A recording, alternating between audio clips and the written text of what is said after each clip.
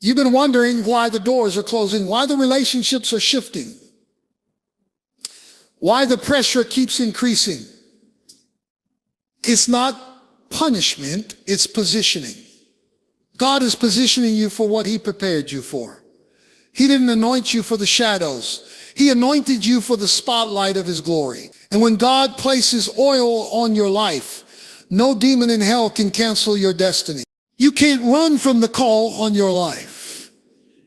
Jonah tried. Moses tried. Even Jesus in the Garden of Gethsemane wrestled with the weight of his assignment. But here's the truth. The anointing on your life is stronger than the fear in your heart. You may think you're not ready, but the anointing doesn't wait for your readiness. It empowers it. It qualifies what the world tries to disqualify. It breaks chains and shifts atmospheres, and it refuses to let you settle in places you were never designed to stay. That's why things that used to satisfy you don't anymore. That's why you're restless. That's why ordinary feels uncomfortable.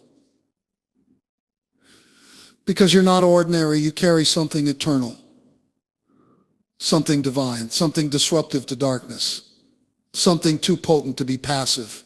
Listen, God didn't give you that fire for it to burn out. He gave it to you so you could set the world ablaze with his purpose. Your gifts, your story, your scars, your battles, they're all part of the assignment. And until you surrender to it, life will keep pressing you because the oil only flows under pressure. There are moments in life when everything inside you knows you're not just here to survive, you're here to shake the ground beneath your feet. You weren't born to blend in. You weren't formed in your mother's womb just to live a routine life. Something has been placed on you from above. And no matter how much you try to silence it, outrun it, or hide behind excuses, that calling keeps showing up in the middle of your chaos. Why? Because the anointing on your life is not a suggestion, it's a divine assignment. You've been marked. You've been singled out. And while the world may have tried to convince you you're too young, too old, too broken, too late, heaven has already declared you're the one. You were chosen before the foundation of the earth. And nothing hell throws at you can unchoose you. You can't vote your way out of it, cry your way out of it, or sin your way out of it. God already stamped your name on the mission. And every time you try to run from it, life will remind you you've been called for more. That inner fire you feel when you see injustice, when you hear someone suffering, when you walk past people hurting, that's not sensitivity, that's spiritual urgency. That thing in you that can't rest until you speak, until you write, until you lead, until you move. That's the fingerprint of heaven on your soul. The anointing doesn't just come to make you feel good. It comes to stir up everything inside of you that refuses to die quietly. People may not understand it. Family may question it. Friends might even mock it. But it doesn't matter, because when God appoints, no one else's approval is needed. That's why rejection couldn't stop you. That's why betrayal didn't break you. That's why loss didn't erase you. You're still standing not because you're strong, but because you're chosen. Some of you have been living beneath your anointing, hiding behind careers, distractions, and comfort zones, thinking maybe this calling was just a phase, maybe it was just emotion. Maybe someone else is better equipped, but what you feel deep in your gut isn't hype. It's heaven, and it won't leave you alone until you step into what you were formed to do. You were designed differently. You talk differently. You see life differently. That's not pride. That's the prophetic signal of purpose rising inside you. You've been equipped with something that's not common, and that's exactly why common places can't contain you anymore. God doesn't anoint copycats. He anoints originals. And the weight you carry is not a curse. It's confirmation. Let that sink in. Every time you've tried to run from your purpose, life reads you right back to it. You're not here by accident. Your survival was intentional. The battles you endured weren't random. The tears you cried watered the ground you're called to conquer. The anointing is the reason you couldn't quit, even when you wanted to. It's the reason you couldn't give up, even when it hurt. You've been wired for impact from the beginning. This is why you're restless. This is why comfort frustrates you. This is why normal feels suffocating. Because nothing about you was created to be average. The assignment on your life is echoing louder now. The clock is ticking, the world is groaning. The people around you are waiting, and that weight pressing on your soul, it's not going anywhere. Because you were never meant to escape it, you were meant to answer it. What if the pressure you're feeling isn't trying to crush you, but to activate the anointing inside of you? What if the very thing you've been calling a breakdown is actually your breakthrough in disguise? You see, pressure isn't the enemy, it's the evidence that something powerful is about to be born. The greater the pressure, the greater the purpose. And if you're feeling the squeeze right now, it's not because you're failing, it's because you're on the edge of divine relief. Nobody talks about how heavy purpose feels when you're in the middle of becoming. It's easy to say, I'm called when everything's going right. But when doors shut, when the crowd leaves, when you're left in silence wondering if God still sees you, that's when the anointing is truly formed. The oil doesn't flow without the crushing. Grapes don't become wine until they're pressed. Olives don't release their oil until they've been broken. So why are you shocked that you're feeling the weight? The weight means you carry something worth releasing. The people you admire, the ones walking in boldness, authority, and impact, they didn't arrive without pain. They were built in private before they were revealed in public. They learned to praise under pressure. They learned to trust when the lights were off. They let the pressure shape the power. And now it's your turn. The same God who brought them through is refining you. Not to punish you, but to prepare you. Not to destroy you, but to deepen you. You might be asking, why now? Why me? But heaven is asking, why not you? You've got strength you haven't accessed yet. You've got vision that hasn't been activated yet. You've got a roar that's been buried under fear. And it's the pressure that's going to unlock it all. God allows pressure not to expose your weakness, but to extract your greatness. Every time you feel overwhelmed, remember this. You're being stretched because your current shape can't contain your future assignment. You're being refined, not reduced. You're being elevated in secret before you're ever promoted in public. There are things you've had to walk through alone, not because you're unloved, but because some elevations are too sacred for spectators. Some callings are too weighty to be explained. And what God is doing in you right now, underneath all the tears, warfare, and confusion, is holy. You may not like the process, but you'll love the product. You'll look back one day and realize the fire didn't burn you, it built you. The storm didn't drown you, it directed you. The pressure didn't crush you, it crowned you. There's royalty inside of you, and pressure is what awakens it. Think about it, pressure breaks the average, but it reveals the anointed. That's why everyone can't handle what you carry. That's why the attack was so fierce. That's why your journey has been so intense. It's not because you're weak. It's because you're dangerous to the kingdom of darkness. And pressure is the price of your oil. You don't need to panic in this season. You need to posture yourself. You don't need to escape. You need to embrace the process. Because pressure is prophetic. It's a sign that heaven is getting ready to move through you in a way that changes atmosphere. And if you try to escape it too early, you'll forfeit the glory waiting on the other side. The crushing is temporary, but the anointing it produces will outlive you. Have you ever walked into a room and felt like something just didn't fit? Even when everything looked right on the outside. You smiled, you nodded, you played the part. But something deep in your spirit whispered, this ain't it. That's not attitude. That's not pride. That's the sound of your anointing rejecting environments that can't hold your destiny. When you're chosen for something greater, Average becomes uncomfortable. Settling becomes suffocating. And you start to feel the friction between who you are and where you are.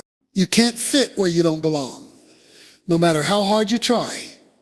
And the truth is, some of you have been trying to squeeze into spaces that were never designed to hold your future. You've been shrinking your voice to keep peace. You've been minimizing your light to keep others comfortable. You've been adjusting your power to avoid being too much. But here's the truth. You'll never feel peace in a place that can't contain your purpose. It's not rebellion to leave behind what's beneath your calling. It's revelation.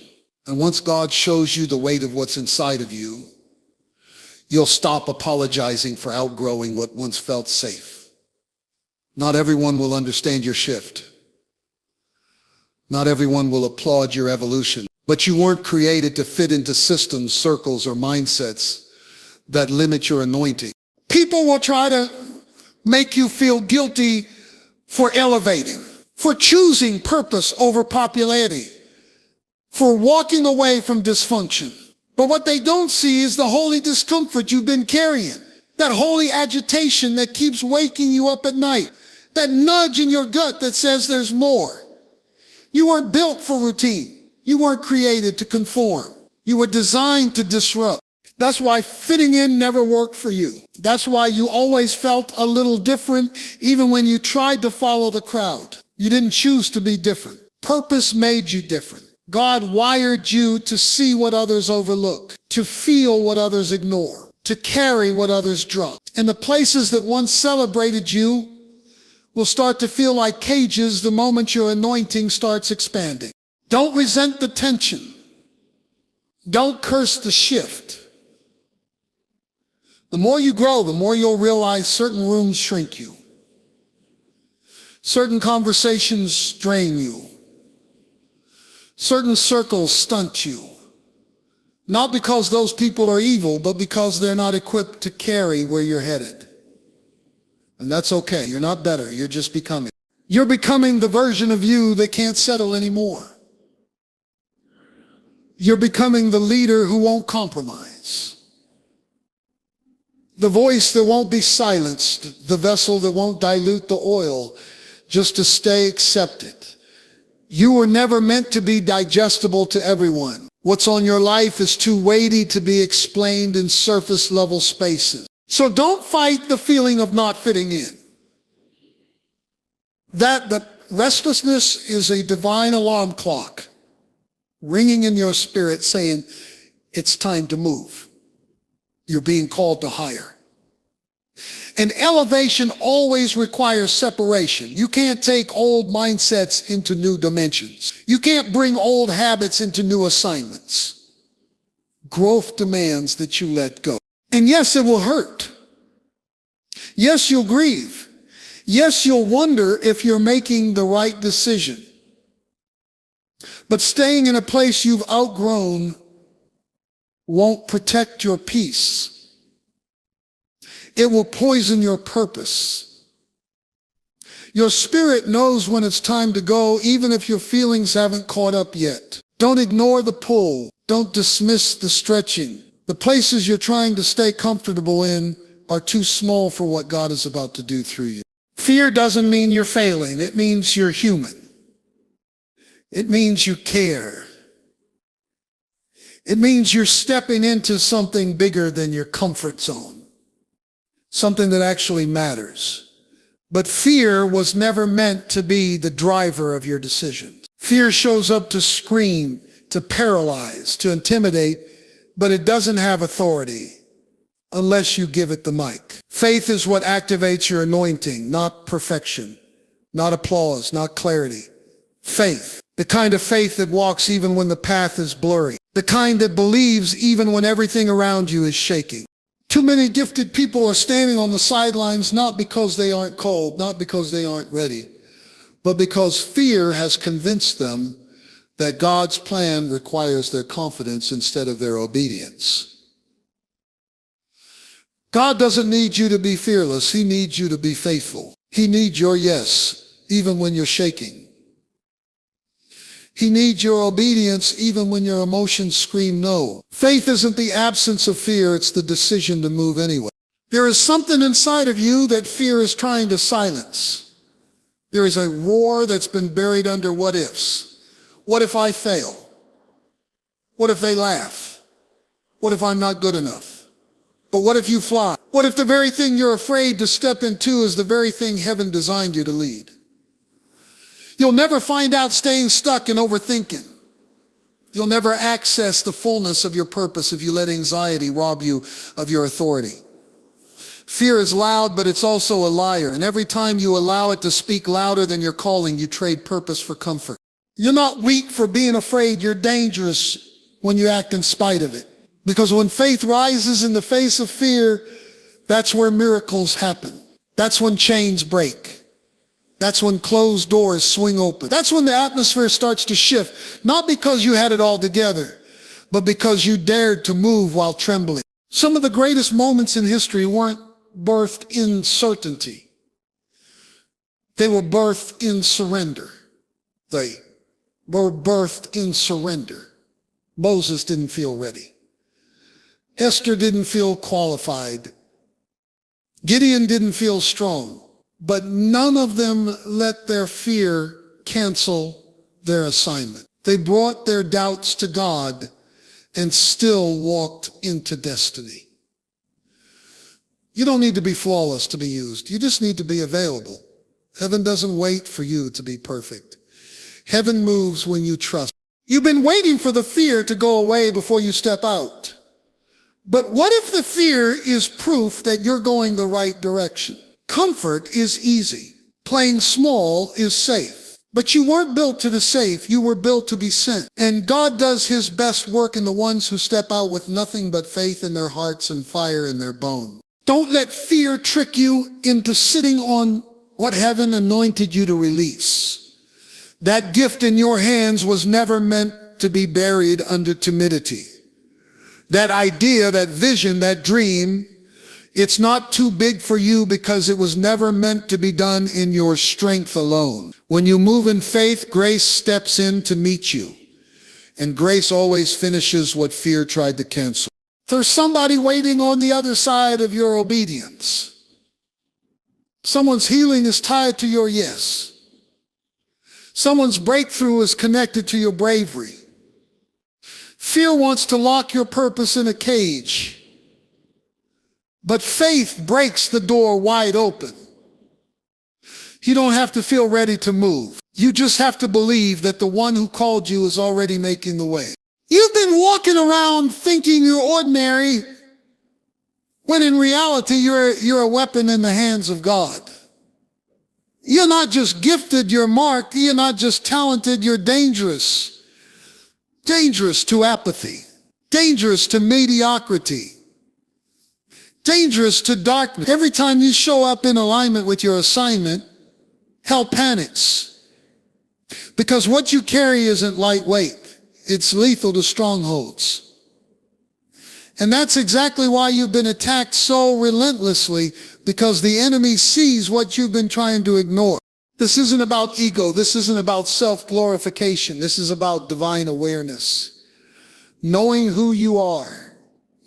Knowing what you're carrying. Knowing that your words don't just inspire, they shift atmospheres.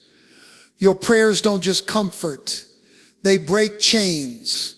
Your obedience doesn't just impact you, it opens up gates of freedom for others. That's the level of weight your anointing holds. And the enemy will do whatever he can to keep you distracted, discouraged, or doubtful. Because if you ever fully walked in it, everything around you would change. Some of you have been trying to fit in with people who were never designed to carry what you carry.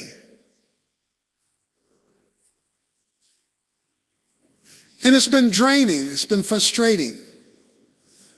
Because they don't see what's in you and they're not supposed to. You weren't created to be common. You weren't made to be digestible. You were formed to disrupt the challenge, to break the norm. The oil on your life is confrontational. It confronts laziness. It confronts comfort. It confronts sin. It confronts fear. That's why you've been feeling the tension.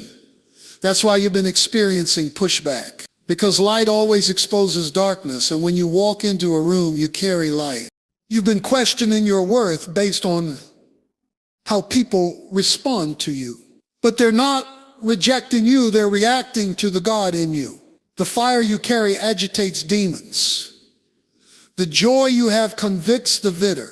The clarity you walk in intimidates confusion. Don't take it personal. Take it as confirmation. Because when you carry something real, something holy, something heaven sent, it makes people either want to change or want to run. You're not being attacked because you're weak. You're being attacked because you're loaded. You are a threat. Your very existence reminds darkness that it's losing. Your resilience testifies that grace is real. Your worship shifts the spiritual climate of your home. Your voice shakes the foundation of every lie hell ever told you. And the moment you start seeing yourself through the lens of heaven, you'll stop apologizing for your fire. So if you weren't made to blend in, you weren't born to be lukewarm, you weren't created to just survive, you were formed in fire for fire. That's why average suffocates you. That's why shallow doesn't satisfy you. That's why you can't pretend anymore.